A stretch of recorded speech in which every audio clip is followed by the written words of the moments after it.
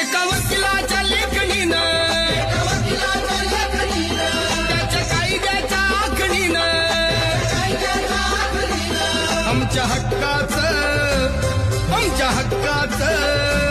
आमच्या हक्काचं लेखन व माय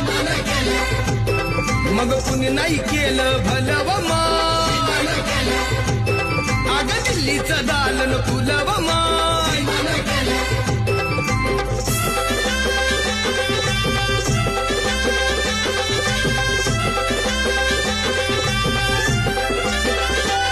तुमच्या पोरानं शाळेत शिकावं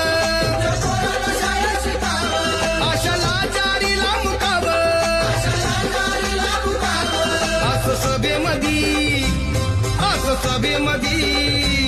असं सभेमधी भाषण व माय